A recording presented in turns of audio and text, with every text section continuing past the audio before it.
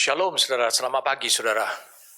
Hari ini Tuhan akan menganugerahkan kepada saudara semua suatu pewahyuan yang akan membawa saudara dan memposisikan saudara kembali lagi kepada perjalanan menuju pada takdir. Takdir di dalam menghadapi peperangan rohani dan pergumulan dalam kehidupan saudara. Mari saja kita berdoa kepada Tuhan karena kita membutuhkan rohnya yang kudus. Mari kita berdoa kepada Tuhan. Tuhan, terima kasih untuk anugerah yang kau berikan kepada kami. Kami duduk dan diam di dekat kaki-Mu untuk mendengarkan apa yang kau perkatakan kepada kami. Kami siap untuk menerima anugerah daripada Tuhan, yaitu pribadi daripada firman itu. Terwujudlah pribadi daripada firman itu menjadi pribadi hidup kami, Tuhan. Tertampillah, termanifestasilah Tuhan. Kami bersyukur kepadamu untuk apa yang telah Engkau anugerahkan kepada kami melalui firman-Mu, Tuhan. Beberapa waktu, bahkan bertahun-tahun sebelumnya, Tuhan, yang keluar daripada mulut-Mu, Tuhan, itu membawa kami menuju pada perjalanan yang mendekati daripada destiny yang Tuhan telah tetapkan buat kami. Kami mau berdoa bukan untuk dianugerahkan kekuatan, karena Engkau sendiri telah menganugerahkan kekuatan kepada kami, Tuhan, melalui firman yang ada di dalam diri-Mu, Tuhan, melalui firman yang Kau lepaskan kepada hidup kami, Tuhan. Terima kasih untuk benih ilahi, benih yang sama yang telah mewujudkan diri dari Yesus menjadi Kristus, itu pun tinggal dalam diri kami. Dan kami berdoa karena Engkau juga yang melakukan proses yang sama oleh roh yang sama. Maka kami berdoa, terjadilah Tuhan, Kristus termanifestasi secara utuh, secara penuh di dalam dan melalui hidup kami. Kami siap saat ini bagi Engkau, Tuhan. Berfirmanlah tanpa batas, Tuhan. Kami siap untuk mendengarkannya. Demi nama Tuhan kami Yesus Kristus. Amin. Kalau saudara baca di dalam Yesaya 59 ayat yang ke-60. Yesaya 59 dan Yesaya 60. Kalau engkau mulai membacanya dalam Yesaya 59, saudara bisa lihat di situ. Itu berbicara tentang semua hal-hal yang najis, semua hal-hal yang tidak berkenan bagi Allah, sehingga Allah sendiri dikatakan di ayat pertama, sesungguhnya tangan Tuhan tidak kurang panjang untuk menyelamatkan, dan pendengarannya tidak kurang tajam untuk mendengar, tapi yang merupakan pemisah antara kamu dan Allahmu ialah segala kejahatanmu, dan yang membuat dia menyembunyikan diri terhadap kamu sehingga ia tidak mendengar ialah segala dosamu. Sebab tanganmu cemar oleh darah dan jarimu oleh kejahatan. Mulutmu mengucapkan dusta, lidahmu menyebut-nyebut kecurangan. Alkitab mengatakan di ayat yang keempat, tidak ada yang mengajukan pengaduan dengan alasan benar, dan tidak ada yang menghakimi dengan alasan teguh. Orang mengandalkan kesia-siaan dan mengucapkan dusta. Orang mengandung berencana dan melahirkan kelaliman. Alkitab mempertegas kepada kita, ini adalah suatu peperangan rohani di mana iblis, musuh saudara, itu telah mengambil tempat, bahkan berkuasa atas kehidupan manusia. Kemudian kalau kita baca di dalam ayat yang ke-21, dikatakan di ayat 21, kita baca mulai dari ayat 20. Dan ia akan datang sebagai penebus untuk Sion dan untuk orang-orang Yakub yang bertobat dari pemberontakannya. Demikianlah firman Tuhan. Setiap orang yang memberontak, dia berhasil dikuasai, dia berhasil ditindas oleh musuh, yaitu iblis. Kemudian dikatakan di ayat 21-nya, adapun aku, inilah perjanjianku atau ikat janjiku dengan mereka. Firman Tuhan, rohku yang menghinggapi engkau dan firmanku yang kutaruh dalam mulutmu tidak akan meninggalkan mulutmu dan mulut keturunanmu dan mulut keturunan mereka dari sekarang sampai selama-lamanya, firman Tuhan. Dikatakan Allah akan melakukan sesuatu untuk mengembalikan takdir hidupnya manusia. Takdir hidup manusia bukan dia berhasil dipulihkan saja. Takdir hidup manusia bukan hanya dia berhasil disembuhkan ataupun dipulihkan dari apa yang telah terjadi, apa yang telah musuh lakukan terhadap dirinya. Mungkin hal tersebut adalah luka-luka di dalam kehidupan rohaninya. Mungkin itu adalah luka-luka dalam kehidupan jiwanya. Segala hal itu bukan hanya sekedar dipulihkan. Tetapi apa yang Allah mau lakukan adalah lebih daripada itu, untuk mengembalikan hidup saudara itu kepada takdir yang telah Allah tetapkan untuk hidup saudara di dalam menghadapi ataupun memerangi musuh, yaitu takdir menang.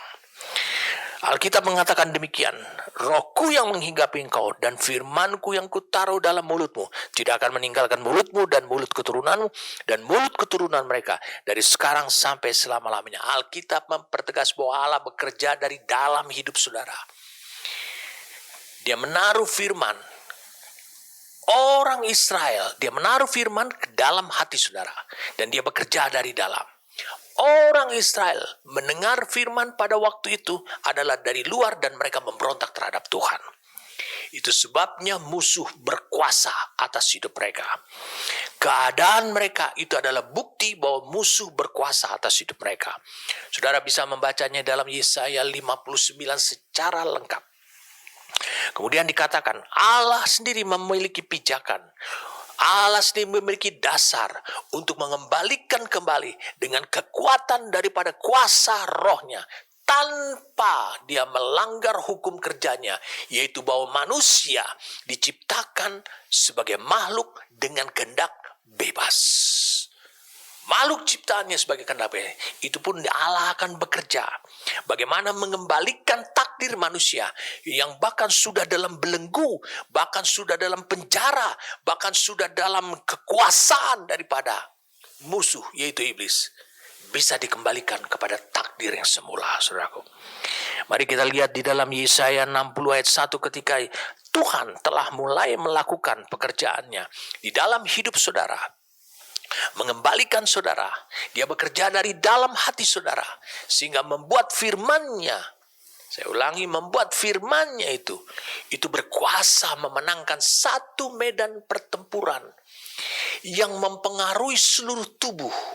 Saya katakan apa yang dikatakan dalam Yakobus pasal yang ketiga, yaitu dikatakan bahwa lidah saudara, mulut saudara itu adalah satu organ daripada tubuh saudara keseluruhan. Tubuh saudara yang utuh, dia adalah hanya satu organ kecil, tetapi dia mempengaruhi seluruh tubuh. Dia mempengaruhi tindakan saudara, dia mempengaruhi pikiran saudara. Itulah yang akan direbut oleh Allah. Dan ketika Allah merebut itu, maka firman-Nya itu bukan hanya ada pada hati saudara-saudara, bukan hanya bisa didisplay, ditampilkan pada pemikiran saudara, tetapi itu akan keluar dari mulut saudara untuk menghancurkan seluruh pekerjaan musuh pada hidup saudara. Itulah yang dikatakan adalah Allah pertama-tama sebelum dia mengembalikan saudara kepada takdir. Saya ulangi sekali lagi, sebelum dia mengembalikan saudara kepada takdir hidup saudara sebagai manusia ciptaannya, yaitu takdirnya adalah kemenangan mutlak atas iblis, sehingga saudara bisa meluluh lantakannya. Untuk itu yang pertama kali Allah lakukan lebih dahulu pemulihan. Allah kembalikan dulu kepada potensi manusia. Saya ingin memberikan kepada saudara potensi manusia seperti apa yang diucapkan dalam Yesaya 59 ayat 21, karena itu pemulihan yang pertama. Sebelum takdir dikembalikan, sebelum Allah bekerja untuk mengembalikan saudara kepada takdir kemenangan, dia lakukan pemulihan lebih dulu. Mengapa Allah harus melakukan pemulihan? Mengapa disebut pemulihan? Mari saya ajak saudara untuk bisa melihat. Kita tinggalkan dulu, kita simpan baik-baik Yesaya pasal 59 dan pasal 60. Mari saja kita untuk bisa melihat Kejadian pasal yang kedua.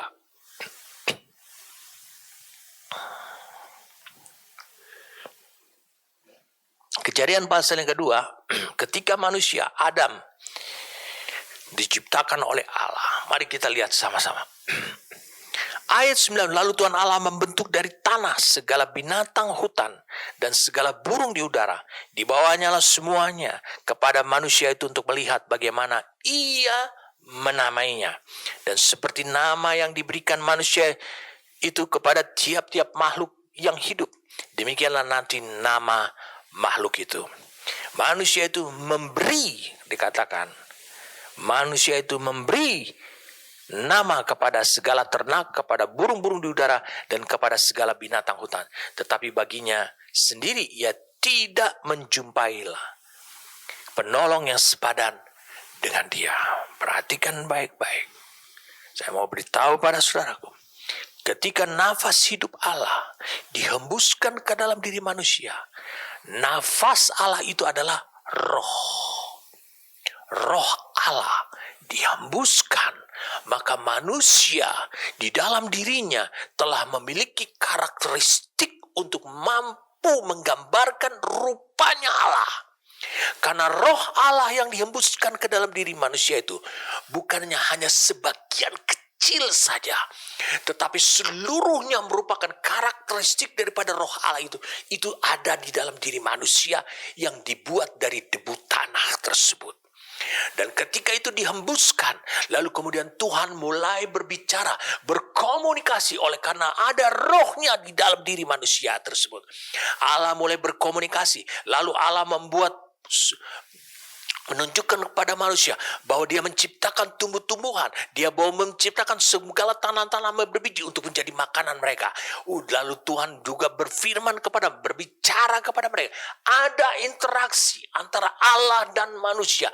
Oleh karena ada zatnya Allah yang memiliki karakteristiknya Allah, yang memiliki kemampuan untuk berbahasa sama dengan Allah, berbicara sama dengan Allah pada diri manusia. Dan saudara, kita lihat salah satu tes yang luar biasa sekali yang Allah kerjakan. Allah membentuk dari tanah segala binatang hutan, segala burung di udara, dibawanya kepada manusia untuk dia lihat bagaimana ia menamainya. Ketika manusia memberikan nama kepada binatang hutan, dikatakan singa, maka seperti nama itu jugalah yang Allah kehendaki diberi nama singa. Berarti ada keselarasan ketika manusia mengucapkan sesuatu dan Allah mengatakan tepat. Ini yang dimaksudkan dalam Yesaya pasal 59 ayat yang ke-21. Saya ulangi, ini yang dikatakan adalah Yesaya 59 ayat yang ke-21. Dikatakan di situ, firman-Ku yang Kutaruh dalam mulutmu tidak akan meninggalkan mulutmu dan mulut keturunanmu dan mulut keturunan mereka dari sekarang sampai selama-lamanya, firman Tuhan. Kita lihat, betulkah firman yang ada pada mulut saudara, betulkah firman yang ada pada hidup saudara, yang dimulai diproses dari dalam hati saudaraku, dari dalam roh saudaraku, bergerak kepada hati, bergerak kepada pikiran, bergerak dan akhirnya itu berkuasa pada lidah saudara. Alkitab mengatakan demikian. Di dalam Kejadian pasal yang pertama. Mari kita lihat sekarang Kejadian pasal yang pertama.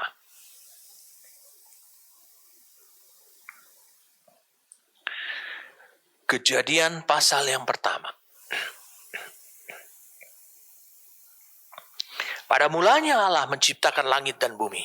Bumi belum berbentuk dan kosong. Gelap gelutan menutupi samudera raya. Dan roh Allah melayang-layang di atas permukaan air. Berfirmanlah Allah. Keluarlah firman dari mulut Allah. Jadilah terang. Lalu terang itu jadi. Kalau kau baca di Yesaya 60 ayat 1, saudara bisa menemukan, saya katakan menemukan hal yang sama, tetapi itu bukan lagi dikerjakan oleh Allah seperti kitab Kejadian, tapi dikerjakan oleh dirimu yang telah pulihkan. Tadi saya sampaikan kepada saudara, sebelum kau sampai dibawa kembali kepada Allah, oleh Allah, kepada takdir saudara sebagai manusia ciptaannya, dengan takdir kemenangan, dan bukan takdir untuk saudara bisa bertahan saja atau tidak terkalahkan. Allah harus melakukan pemulihan lebih dahulu. Yesaya 60 ayat 1 dikatakan, bangkitlah, menjadi teranglah, sebab terangmu datang. Saya mau sampaikan pada saudara, sebab terangmu datang dan kemuliaan Tuhan terbit atasmu. Sebab sesungguhnya kegelapan menutupi bumi dan kekelaman menutupi bangsa-bangsa, tapi terang Tuhan terbit atasmu dan kemuliaannya menjadi nyata atasmu. Kalau kau kutip dalam Kejadian pasal yang pertama, dikatakan di ayat yang keduanya, bumi belum berbentuk, kosong, gelap gulita, menutupi samudra raya atau menutupi seluruh bumi. Bukankah sama dengan Yesaya 60 ayat yang kedua? Dan roh Allah melayang-layang di atas permukaan air. Kemudian ayat 3 mengatakan, berfirmanlah Allah. Saya ulangi sekali lagi, ini sesuatu yang dasar. Berfirmanlah Allah, jadilah terang. Lalu terang itu jadi. Kalau kau lihat dalam bahasa King James Version-nya, saudara lihat pada tanya, and God said, pada waktu itu, let there be light. Kiranya terang itu datang. Saudara lihat pada tayangannya, terjemahan bebasnya. And there was a light. Tidak dikatakan and there be a light. There was a light. Kalau engkau gabungkan, dan saya berharap, saya berdoa supaya ini menjadi pewahyuan buat saudara. Di Yesaya 60, itu adalah kejadian yang terjadi tepat seperti pada masa hari ini. Pada masa sekarang ini, kejahatan di mana-mana. Orang dibutakan karena mereka hidup dalam kegelapan. Kegelapan itu menyelimuti seluruh bumi, sehingga orang tidak bisa untuk bisa melihat mana yang benar. Kemudian Allah berfirman demikian, bangkitlah, pulihlah, alami pemulihan, kemudian supaya engkau menjadi terang. Kejadian 1 ayat 3, berfirmanlah Allah. Allah tahu solusinya. Solusinya adalah bukan menjadikan terang, tapi solusinya adalah meluluh lantakan pekerjaan iblis dan iblis di muka bumi ini. Berfirmanlah Allah, dikatakan jadilah terang.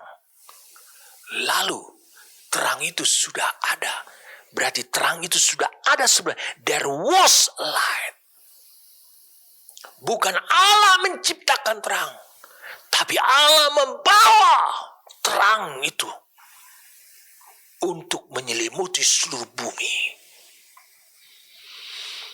Saya mau tanya pada saudaraku, pada masa sekarang ini, pada Yesaya 60,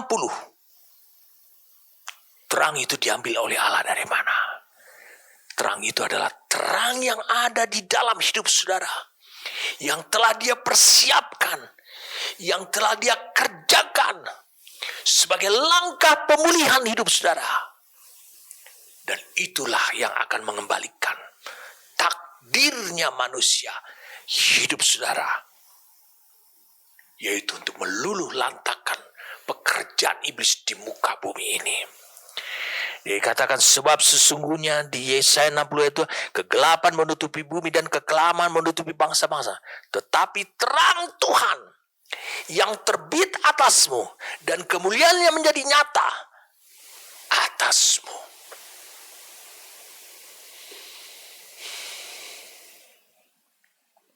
mungkin kau bertanya, mengapa saya seperti mengulang lagi apa yang pernah saya sampaikan kepada saudara beberapa waktu yang lalu atau beberapa tahun kemudian yang lalu? Mengapa semua ini? Saya ingin membawa saudara kepada suatu pewahyuan yang baru. Yang saya sebutkan adalah pewahyuan kemenangan ini. Iblis menyukai supaya saudara tidak menerima pewahyuan ini. Sebab selama ini, saya ulangi sekali lagi, selama ini posisi rohani tempat saudara berpijak dan bertahan melawan gempuran setan, sehingga saudara berada di satu posisi yang disebut dengan posisi tidak terkalahkan oleh musuh, tidak terkalahkan oleh iblis yang telah memberontak terhadap Allah Sang Penciptanya. Itu adalah posisi yang tidak pernah Allah anugerahkan, adalah posisi yang tidak pernah Allah karuniakan kepada hidup saudara. Tapi saya mau beritahu pada saudara, mungkin saudara akan menolak apa yang saya nyatakan ini. Posisi di mana engkau bisa bertahan, posisi di mana engkau bisa tetap tidak terkalahkan oleh musuh, itu adalah posisi rohani yang disediakan oleh iblis untuk saudara sebagai gerejanya.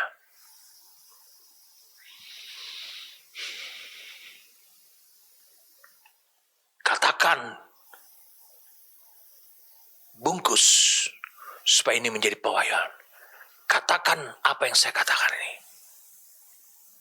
Bertahan. Tak terkalahkan. Simpan itu dalam hatimu.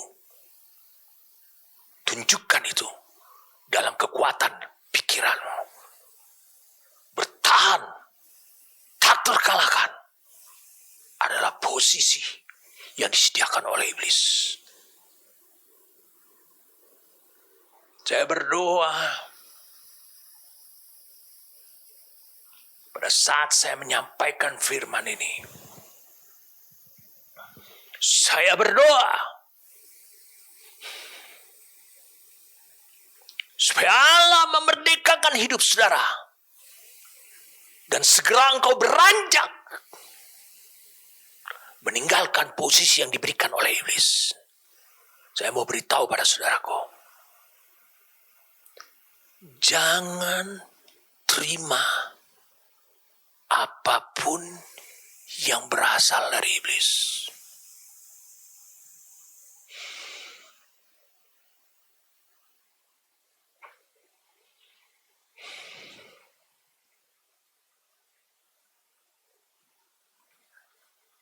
Pewahyuan awal ini akan mengantar saudara kepada pewahyuan kemenangan yang sebenarnya adalah takdir yang tidak bisa diubah. Karena takdir itu dianugerahkan oleh Allah buat hidup saudara. Jangan biarkan posisi rohani takdir hidup saudara itu tidak kau tempati. Tetapi engkau terus bertahan di posisi di mana yang diberikan oleh iblis. Saudara tidak berbuat dosa. Saudara tidak terkalahkan oleh setiap serangan dan bombardir daripada musuh. Saudara tetap berada di posisi itu. Itu adalah posisi yang harus segera engkau tinggalkan. Karena posisi itu adalah posisi yang dianugerahkan oleh iblis kepada gerejanya dan kepada saudara. Saya mau saudara bisa melihat pewahyuan awal yang Allah akan anugerahkan. Roh Kudus berbicara kepada saya pada saat saya menyampaikan firman ini. Anugerahi mereka pewahyuan yang lebih awal ini. Mari kita lihat Kejadian 2. Kejadian 2.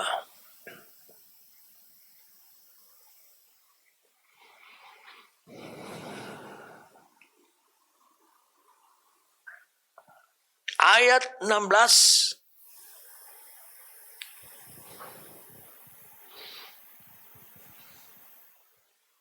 dan 17.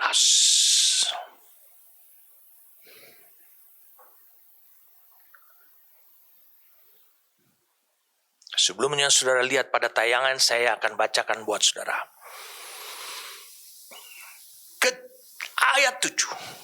Ketika itulah Tuhan Allah membentuk manusia itu dari debu tanah dan menghembuskan nafas hidup ke dalam hidungnya. Demikianlah manusia itu menjadi makhluk yang hidup, bukan makhluk yang mati. Adalah makhluk yang hidup di hadapan Allah, dan bukan makhluk yang mati, yang tidak bisa bereaksi, yang tidak bisa merespon dan berinteraksi dengan Allah. Perhatikan baik-baik. Betapa luar biasanya, makanya saya sangat mencintai firman Tuhan. Karena saya mencintai firman Tuhan, Roh Tuhan bisa bekerja dengan bebas dalam diri saya untuk menyingkapkan apa yang belum tersingkap, bahkan apa yang menjadi misterius dan rahasia itu tidak lagi menjadi rahasia. Ayat 16 dikatakan demikian. Lalu Tuhan Allah memberi perintah ini kepada manusia. Dia bilang demikian. Semua pohon dalam taman ini boleh kau makan buahnya dengan bebas. Tetapi pohon pengetahuan tentang yang baik dan yang jahat itu, janganlah kau makan buahnya. Sebab pada hari engkau memakannya, pastilah engkau mati. Bukankah Allah di ayat 7 dikatakan, Dia mengembuskan rohnya, nafas hidupnya ke dalam hidung manusia yang dibuat dari debu tanah, yang mati, yang tidak bisa berinteraksi dengan Allah. Tapi karena Allah mengembuskan nafas hidup, maka manusia dikatakan menjadi makhluk yang hidup. Dan Allah memberitahu di ayat 16 ini, ada banyak hal yang Allah beritahu. Manusia belum tahu. Ketika aku menciptakan langit dan bumi, iblis memberontak, lalu kemudian melemparkan ke bumi. Lalu ciptaanku bumi ini dibuat gelap. Manusia belum tahu, karena manusia belum ada atau belum hadir tepatnya pada waktu itu. Dan saudara bisa lihat apa yang selanjutnya Tuhan katakan. Allah menguraikan, saya ulangi sekali lagi. Allah menjelaskan dengan sejelas-jelasnya siapa musuh daripada manusia. Dikatakan semua pohon dalam taman ini boleh kau makan buah, tetapi pohon pengetahuan yang baik dan yang jahat jangan kau makan. Ketika Allah berkata jangan, karena Allah sudah tahu ada musuh yang akan membuat manusia menjadi jahat, membuat manusia menjadi berdosa. Itu sebabnya dikatakan jangan kau makan buahnya. Dengan kata lain, patuhilah perintahku, maka Kejadian 2 ayat 7, engkau akan tetap hidup sebagai makhluk hidup. Tetapi kalau engkau melanggar, dikatakan di ayat 17, saudara lihat pada tayangannya. Pada hari engkau memakannya, di hari engkau memakannya, pastilah engkau mati. Engkau mulai sebelum menuju pada kematian, engkau lebih dulu engkau menjadi lemah. Lemah bereaksi terhadap aku. Lemah memiliki kehidupan berjalan bersama anakku. Lemah dan lama-kelamaan mati. Allah menunjukkan siapa musuhmu. Allah menunjukkan strategi musuhmu. Allah menunjukkan kepada manusia. Inilah pewahyuan yang awal. Yang 3 hal ini yang saudara harus bertahan. Allah menunjukkan juga kepada manusia tujuan akhir, target daripada musuh ini memerangi hidup manusia, yaitu membuat mereka mati. Saya ulangi, membuat mereka mati. Tidak bisa bereaksi, tidak bisa berkomunikasi, tidak memiliki perkenanan daripada Allah. Putus komunikasi dengan Allah.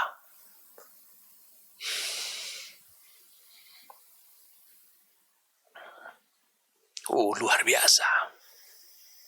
Itu sebabnya Allah bersenjatai saudara, lengkapi saudara. Dikatakan tidak baik kalau manusia ini seorang diri saja.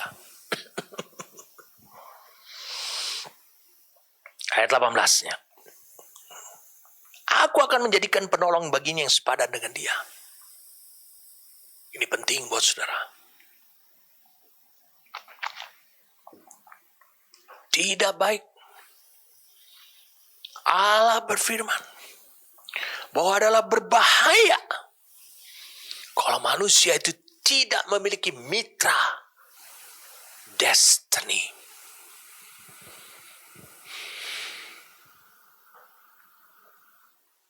Lalu kemudian apa yang Tuhan kerjakan? Dia membangun seorang wanita dari dalam hidupnya Adam.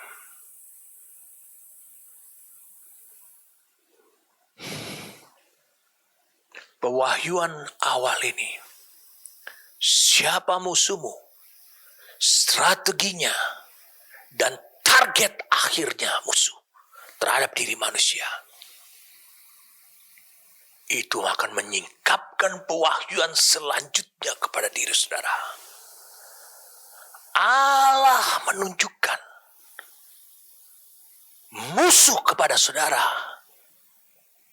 Tapi Allah tidak pernah berfirman. Saya ulangi sekali lagi. Allah tidak pernah berfirman dengan mengatakan, saya yakin saudara tidak setuju dengan apa yang saya katakan ini. Tapi ini harus saya katakan. Karena itu berasal, pewahyuan itu berasal daripada Roh Tuhan pada diri saya.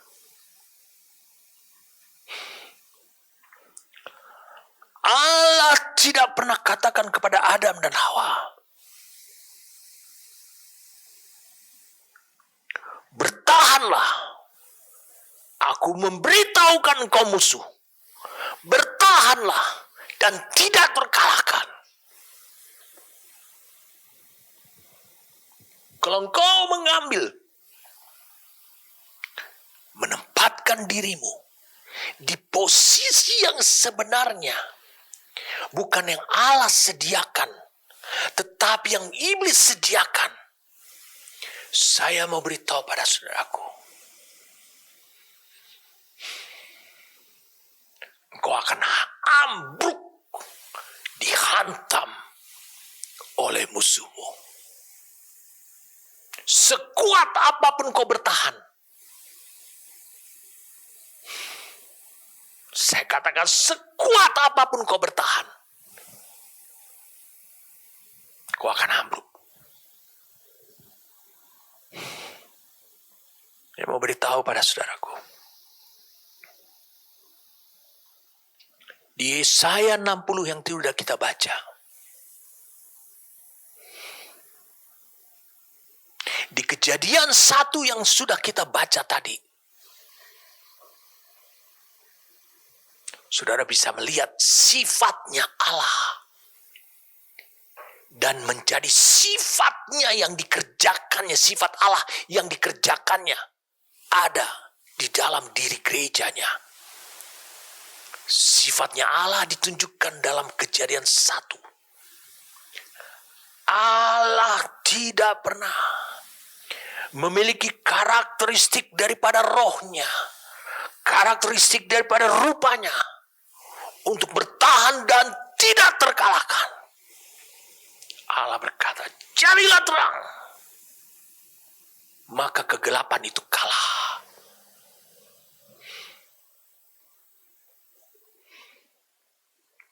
Dan saudara tahu apa yang saya mau sampaikan kepada saudara ini. Yesaya 60. Allah menyiapkan saudara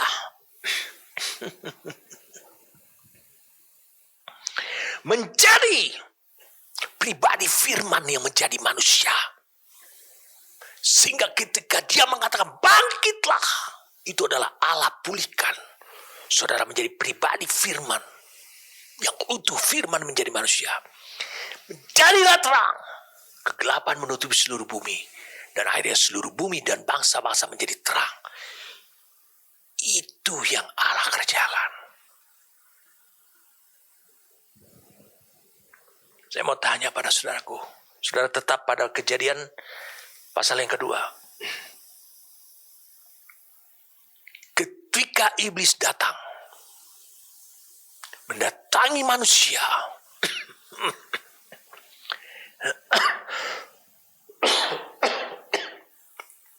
iblis tahu manusia telah menempatkan posisi yang dianugerahkan oleh iblis kepada manusia. Dia tahu. Kalau kau baca Kejadian 1 ayat 26, ini merupakan bukti dari Kejadian 1 ayat yang kedua dan ayat yang ketiga. Allah tidak pernah memiliki karakteristik bertahan. Allah tidak pernah memiliki karakteristik daripada rupanya ataupun rohnya itu untuk tidak terkalahkan. Allah tidak pernah berdiam di posisi rohani seperti itu. Ketika dia menciptakan, dia berencana untuk menciptakan manusia. Dikatakan di ayat 26-nya, berfirmanlah Allah, baiklah kita menjadikan manusia supaya bisa menggambarkan rupa kita, supaya mereka berkuasa atas ikan-ikan. Dikatakan supaya mereka berkuasa. Berkuasa ini adalah menunjukkan bahwa bukan bertahan. Berkuasa ini menunjukkan bahwa di dalam diri manusia telah aku anugerahkan karakteristik yang sama yang ada pada Sang Pencipta.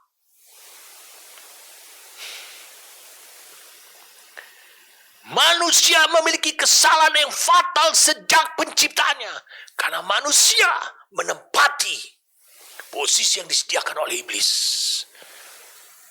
Supaya mereka berkuasa atas ikan-ikan di laut dan burung-burung di udara, dan atas ternak, dan atas seluruh bumi, dan atas seluruh bumi, dan atas segala binatang melata yang merayap di bumi, dan atas seluruh bumi. Ini menunjukkan tentang satu karakteristik daripada energi yang aktif. Tidak diam, tidak beku begitu saja. Itulah karakteristik yang Allah taruh. Tetapi engkau baca di Kejadian 2, di Kejadian 3, manusia menempatkan posisi rohani yang disediakan oleh iblis.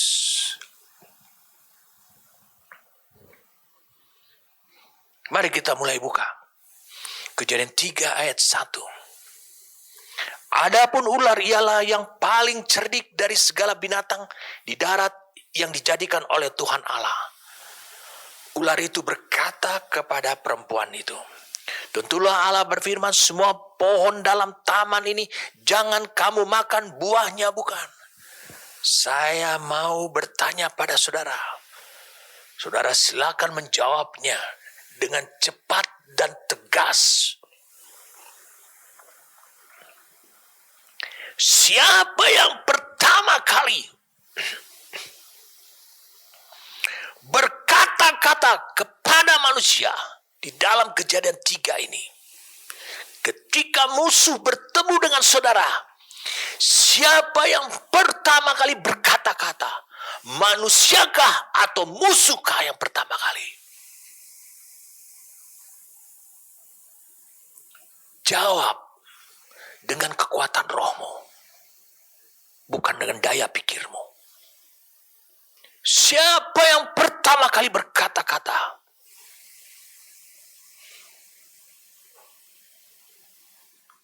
Roh Kudus menyatakan pada saya, semua saudara dengan tegas mengatakan, musuh.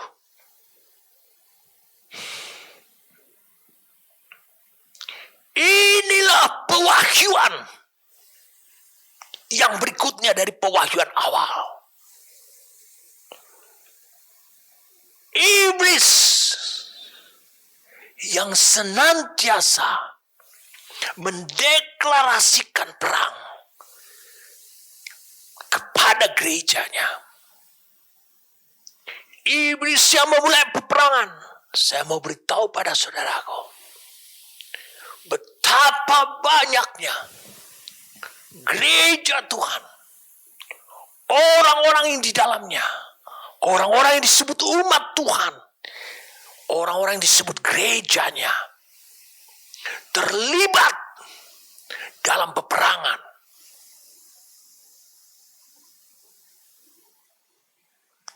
Yang diciptakan oleh iblis.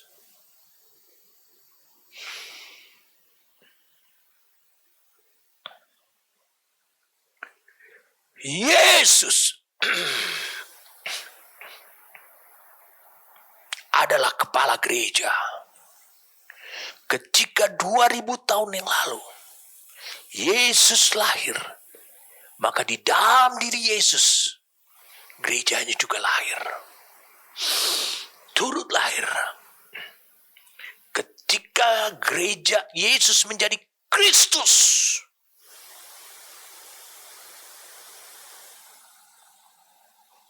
duduk di tahta, maka gerejanya meskipun masih ada di dunia ini, itulah gereja yang memiliki karakteristik unik kelahirannya, seperti yang saya sudah sampaikan beberapa minggu yang lalu kepada saudara, bahwa benih yang sama yang melahirkan hidup saudara itu adalah benih yang sama yang mewujudkan Yesus menjadi Kristus yang duduk di atas tahta. Saya mau beritahu pada saudaraku, iblis menciptakan peperangan, tapi Yesus tidak pernah memasuki peperangan yang diciptakan oleh iblis.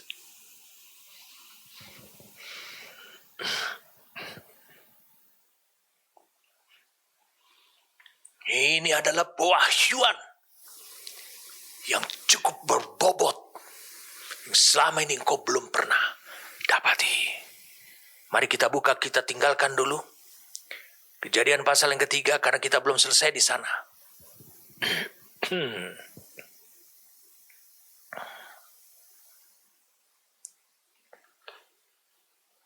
Mari kita lihat sekarang Matius pasal yang keempat.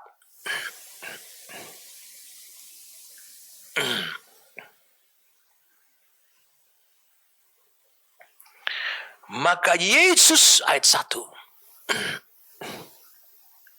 Yesus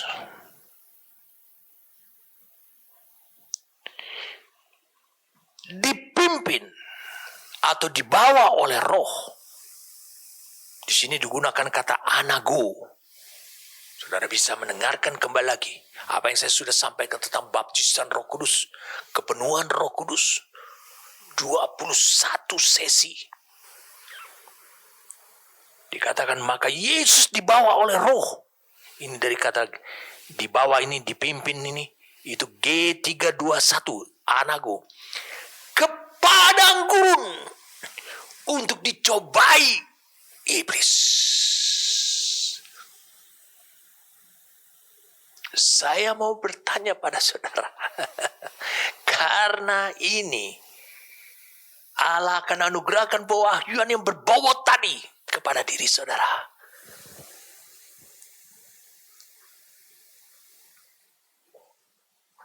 Terjadi peperangan antara anak Allah, uyosnya Allah, dengan iblis di padang gurun. Saya mau bertanya pada saudara, siapa yang menciptakan peperangan tersebut?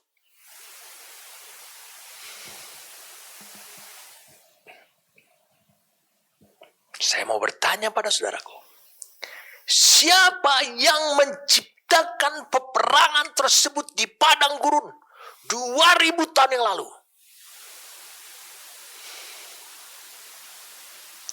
Roh Allah kah? Atau iblis kah? Karena pewahyuan ini, kalau engkau terima, kalau tersingkap kepada hidupmu, maka engkau akan dengan perkasa akan meninggalkan posisi rohani yang dianugerahkan oleh iblis kepada hidupmu selama ini. Roh Tuhan berbicara pada saya. Aku akan membawa mereka aku akan membawa kalian semua. Itu yang Roh Tuhan katakan. Kepada posisi yang benar, yang ditakdirkan Allah untuk hidup saudara. Jawab pertanyaan saya. Siapa yang menciptakan peperangan di Matius 4 ayat 1 ini? Roh Tuhan kah? Atau iblis? Jawab segera.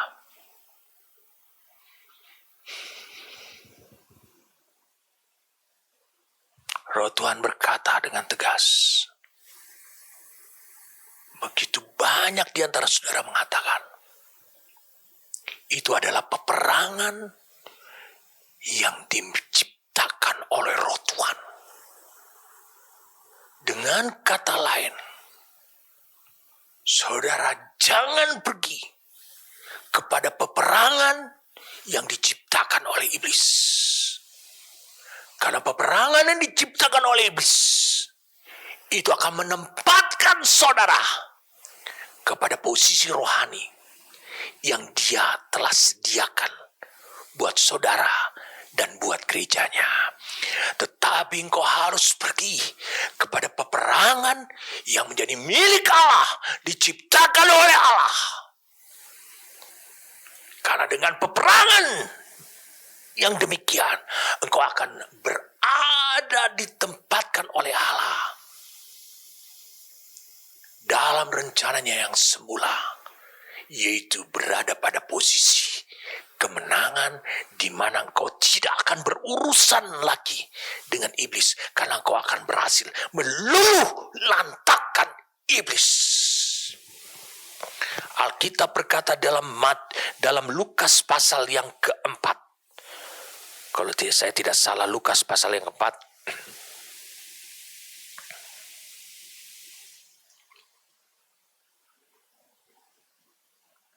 Lukas pasal yang keempat. Sesudah ayat 11, sesudah iblis mengakhiri semua pencobaan itu, ia mundur, ia menjauh. Ini hal yang luar biasa. Kata bahasa King James Version dikatakan departed. Epistemi itu adalah pergi jauh. Tapi dalam Lukas 8 ayat 13 juga dikatakan digunakan epistami. Epistemi ini juga digunakan kata artinya adalah gagal, jatuh.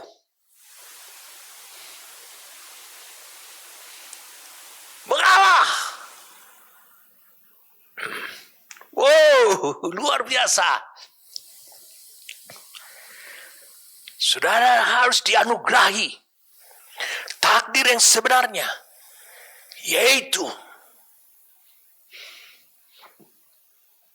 posisi rohani di mana saudara menang, mengalahkan iblis, meluluh lantakkan iblis. Dikatakan di ayat 11 Lukas 4 ayat 11. Sesudah iblis mengakhiri semua pencobaan itu, ia mundur, ia gagal, ia jatuh,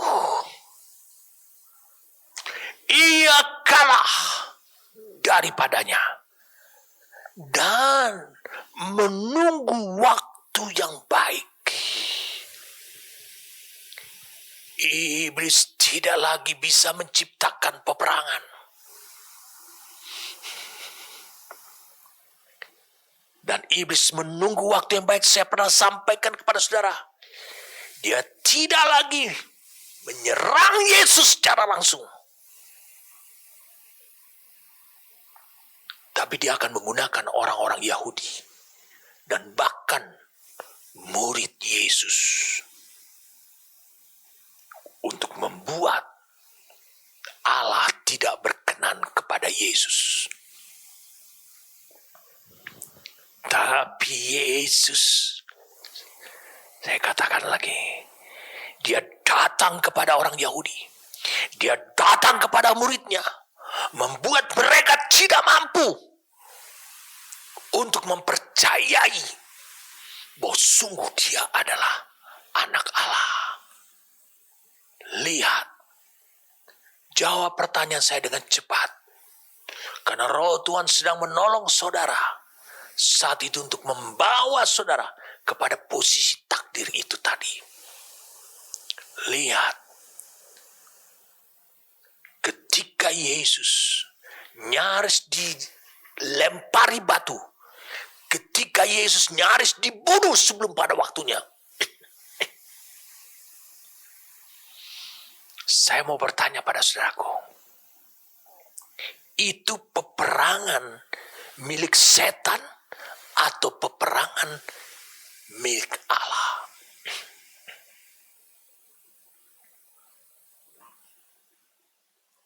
Roh Tuhan menolong saudara, itu adalah peperangan milik Allah. Makanya di Yohanes 13, Yesus berkali-kali dia mengatakan, Alkitab mengatakan, Rasul Yohanes menulis, Yesus tahu bahwa saatnya telah tiba. Dia tunjukkan ketegarannya. Dia tunjukkan kemenangannya. Bahkan Yohanes 12 dia katakan, sudah tiba saatnya anak manusia dimuliakan. Di Yohanes 17 dia katakan sebelum dia sampai di kayu salib. Sebelum dia mencapai kayu salib, dia berseru kepada Bapa, Bapa berikanlah kepadaku kemuliaan yang telah kumiliki sebelum dunia ini dijadikan. Itu yang menunjukkan setiap tantangan, setiap penghalangan yang muncul dari orang-orang Yahudi, yang muncul dari tentara Roma, yang muncul dari Pilatus, yang muncul dari murid-muridnya, itu adalah peperangan milik Allah. Karena Allah telah menunjukkan kepada Yesus. Itu yang harus dia hadapi. Itu penderitaan yang harus dia lalui. Itu menunjukkan bahwa Allah yang pegang kontrol peperangan itu.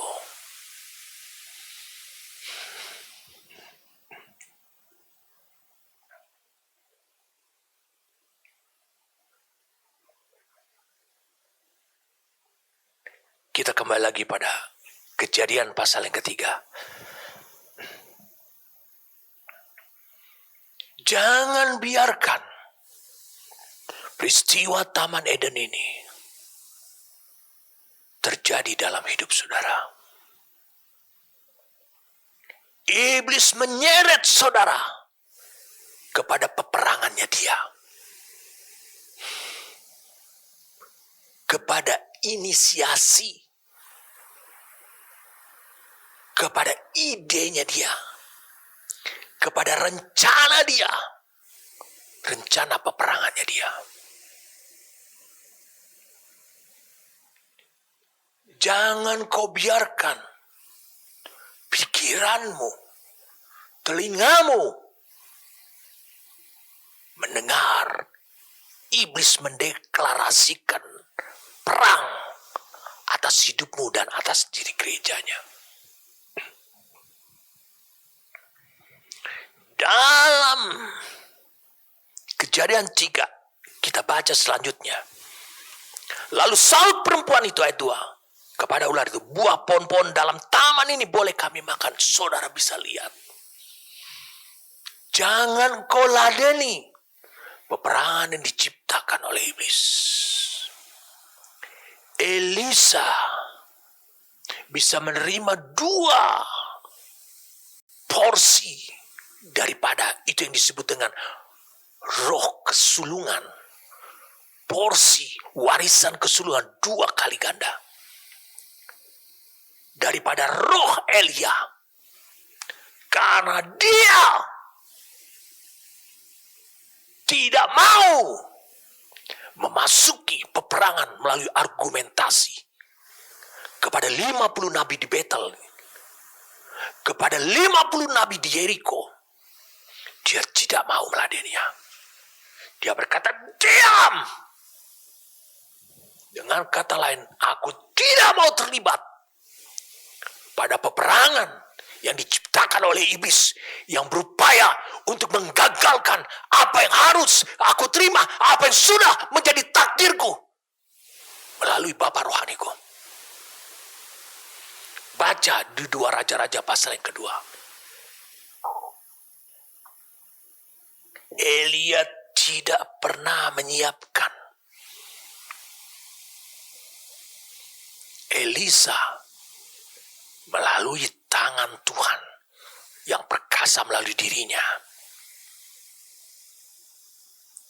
agar Elisa senantiasa berurusan terus-menerus dengan peperangan yang diciptakan oleh iblis.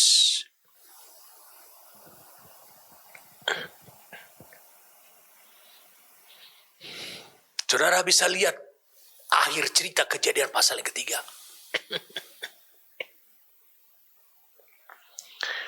Seberapa hebatnya engkau kalau engkau terus bertahan, bertahan,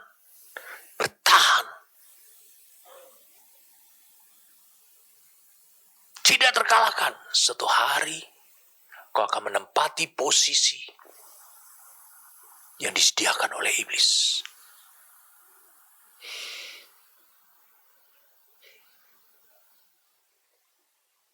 Saya mau beritahu pada saudara, kalau engkau menempati posisi yang dimiliki oleh makhluk roh, dan dia adalah secara jelas adalah musuhmu,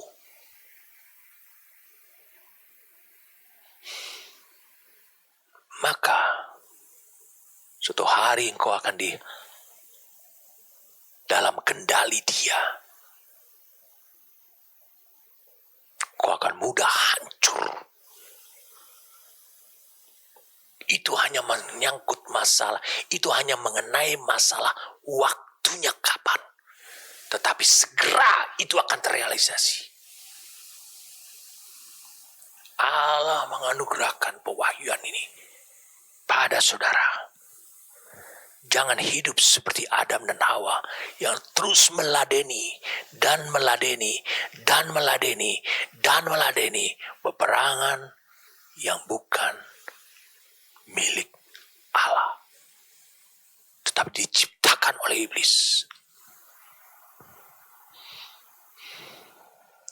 Saudara bisa lihat apa yang terjadi. Allah berfirman, semua pohon dalam taman ini kamu boleh makan buahnya. Di tengah-tengahnya itu ada pohon kehidupan. Dan ketika manusia sudah berbuat dosa, mata mereka terbuka. Tapi mata mereka bukan terbuka kepada Tuhan. Mata mereka terbuka untuk bisa melihat hal-hal yang lahiriah saja. Lalu kemudian Tuhan Allah akhirnya memberikan batasan pada mereka. Dan mereka tidak diperkenan untuk menerobos masuk, mengambil buah pohon kehidupan. Karena pohon kehidupan itu adalah Kristus. Karena belum saatnya. Apa artinya buat saudaraku? Bukankah di Kejadian 2 ayat 7 dikatakan bahwa manusia itu diciptakan oleh Allah menjadi makhluk yang hidup? Katanya hidup. Bukankah Allah juga telah mengatakan kepada manusia siapa musuhnya, strateginya, dan targetnya dalam membawa kematian? Lalu Allah tidak dengan serta-merta mengambil debu tanah lagi, mengembuskan nafas hidup. Tapi Allah ingin menunjukkan bahwa takdir kepada manusia tidak akan pernah diubah oleh dia. Tapi Allah akan bekerja. Bagaimana caranya supaya manusia bisa makan buah pohon kehidupan, sehingga mereka bisa hidup untuk selama-lamanya. Dan pohon kehidupan itu adalah Kristus. Siapa Kristus ini? Kristus adalah firman yang menjadi manusia. Sudah lihat dalam Yohanes 1 ayat 14 dalam tayangan ini. Firman itu menjadi manusia. Firman itu adalah Allah pada awalnya. Dia menciptakan segala sesuatu. Tapi dia menjadi manusia. Supaya di dalam firman yang memiliki kehidupan Allah itu secara utuh. Itu manusia meskipun sudah jatuh ke dalam dosa bisa memiliki kehidupan itu lagi. Yaitu kehidupan Allah. Sehingga manusia bisa dikembalikan kepada takdir semulanya. Sejak manusia jatuh dalam dosa, Allah tidak pernah mengubah. Kejadian 1 ayat 26. Berkuasalah. Proaktif. Engkau menjadi inisiator yang memprakarsai peperangan. Bukan menunggu peperangan itu. Jadi Allah menghendaki bahwa gerejanya itu bangkit. Maka dikatakan dalam Yesaya pasal yang ke-60 ini. Allah mengatakan, bangkitlah, menjadi teranglah. Sebab terangmu datang dan kemuliaan Tuhan terbit atasmu. Dikatakan terang Tuhan dan kemuliaannya itu terbit atasmu. Ini yang menunjukkan bahwa Allah menghendaki bahwa gerejanya bangkit. Saya katakan, gerejanya lah yang mendeklarasikan perang. Setan, kau boleh menciptakan peperangan, tetapi aku tidak meladeni peperangan. Dan aku akan mendeklarasikan peperangan terhadap perang yang kau ciptakan di manusia yang lain. Ini yang dikatakan dalam Yesaya 60 itu. Sebab sesungguhnya kegelapan menutupi bumi. Pekerjaan setan pada diri manusia-manusia yang lain. Saya ulangi, pada diri orang-orang lain. Itu terlalu nyata pekerjaannya. Maka gereja harus bangkit. Saudara harus bangkit. Bukan untuk bertahan menunggu serangan daripada musuh. Tidak. Tetapi engkau datang, engkau melihat kegelapan pada orang lain, engkau mendeklarasikan perang, dan engkau memerangi peperangan. Peperangan setan pada orang lain. Allah membangkitkan gerejanya bukan untuk bertahan. Allah membangkitkan gerejanya bukan untuk tidak terkalahkan, tapi untuk mengalahkan. Berarti dengan demikian, kau bangkit, kau melihat peperangan yang diciptakan oleh setan di mana-mana. Kau mendeklarasikan perang. Artinya, engkau akan keluar dari benteng pertahananmu. Engkau akan keluar. Pewahyuan ini memberikan kepada saudara satu kebenaran yang baru. Engkau akan keluar dari benteng pertahananmu.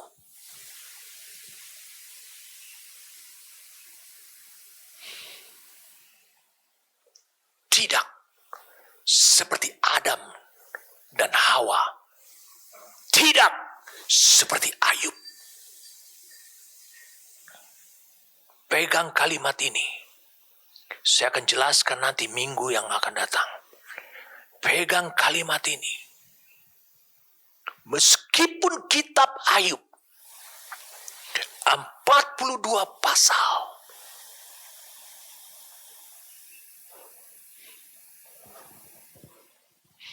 dan menceritakan betapa Ayub bisa bertahan, nyaris tidak terkalahkan.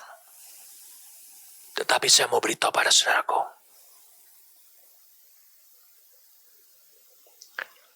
Allah tidak mau saudara sebagai gerejanya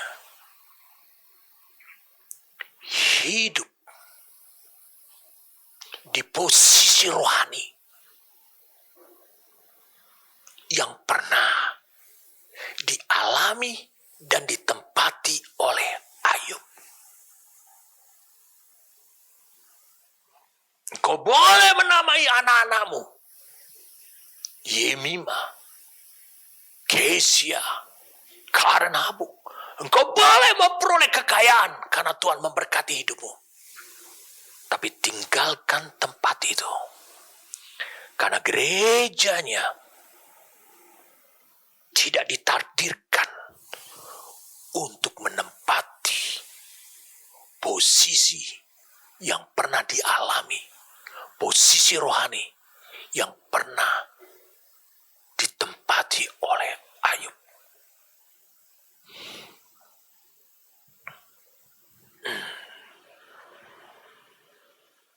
Wow. Roh Tuhan memberitahu pada saya. Ada banyak di antara saudara. Hari ini dimerdekakan. Daripada belenggu cara berpikir. Yang berasal daripada doktrin. Dan doktrin itu berasal dari neraka. Saudara dimerdekakan melalui pewahyuan yang Allah anugerahkan kepada saudara ini.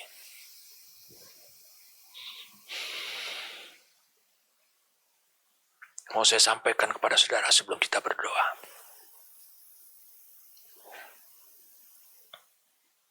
Kalau saudara mengerti tugas, panggilan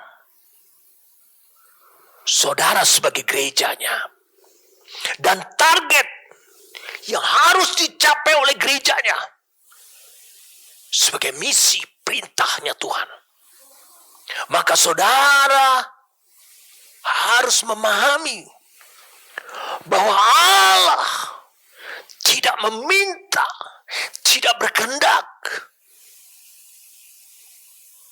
saudara bertahan dalam setiap peperangan rohani.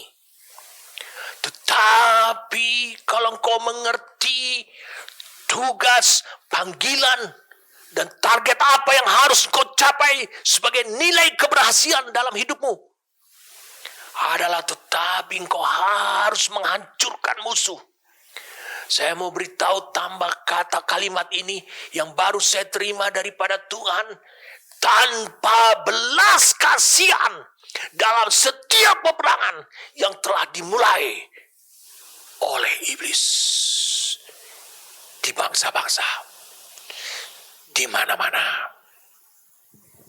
Peperangan apa saja yang telah dimulai oleh iblis di mana-mana saja, kau harus bersikap menghancurkan musuh tanpa belas kasihan. Saya mau beritahu pada saudaraku, 1 Yohanes, sebelum kita berdoa, 1 Yohanes pasal yang ketiga.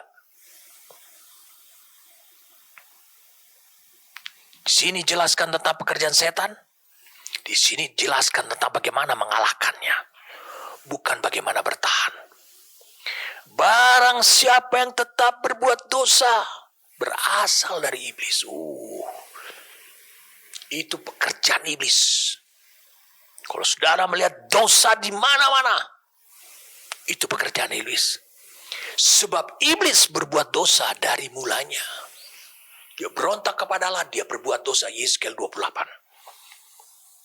Untuk inilah anak Allah, Uios, Yesus Kristus. Untuk inilah, untuk tujuan ini, kalau dalam King James Version-nya, kalau sudah lihat, for this purpose, untuk tujuan inilah.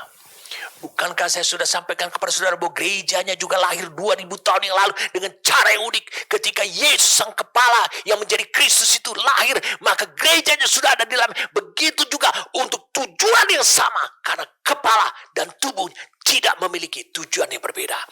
Berarti untuk tujuan yang sama, untuk inilah anak Allah menyatakan dirinya, dimanifestasikan supaya ia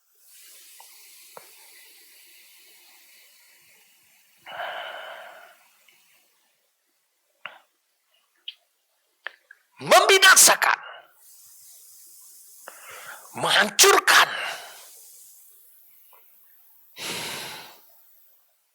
menghapus. Digunakan dari kata G3089, itu dari kata luo, menghancurkan, membinasakan perbuatan, pekerjaan iblis itu.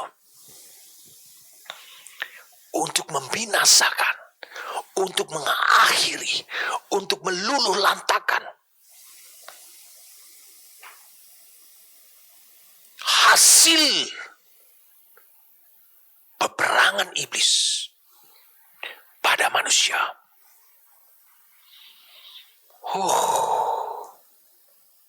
Saya berdoa saat ini, Roh Kudus mengingatkan saya, ini menjadi hari kemerdekaan buat hidup saudara.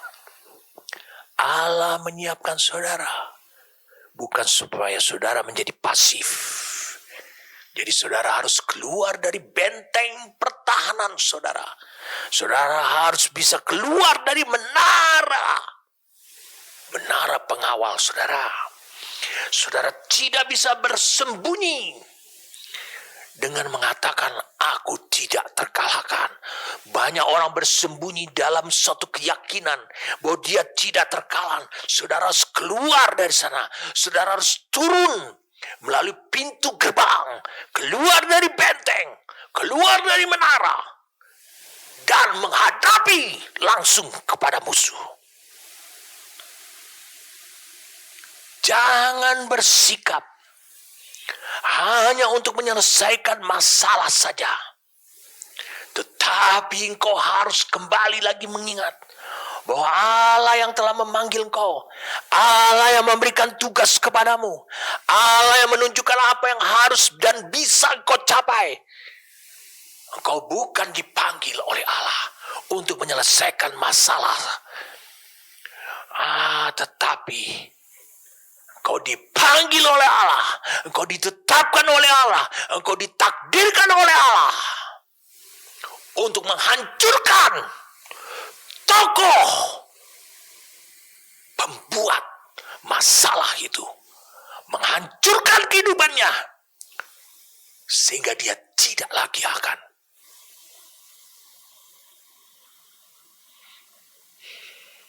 menciptakan peperangan yang akhirnya memperbudak manusia.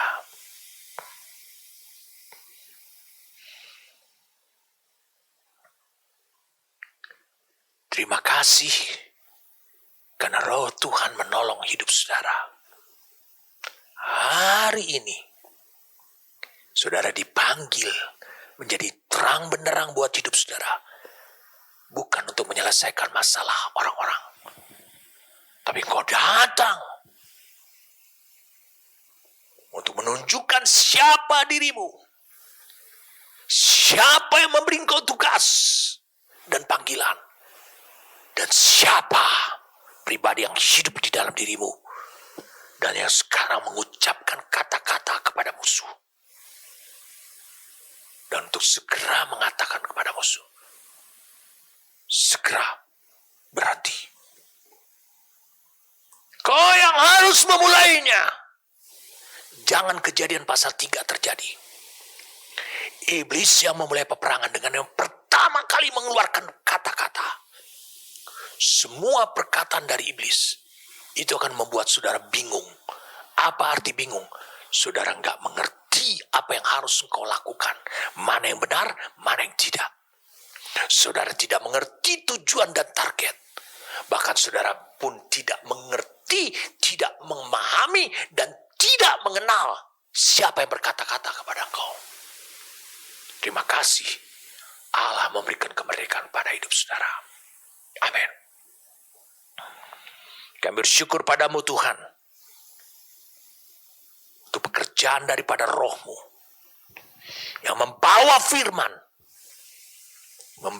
menjadikan kebenaran yang memerdekakan setiap orang. Terima kasih untuk anugerah ini pada hari ini Tuhan.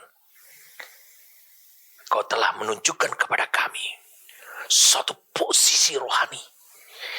Dan posisi rohani itu adalah posisi yang ditakdirkan oleh Kau.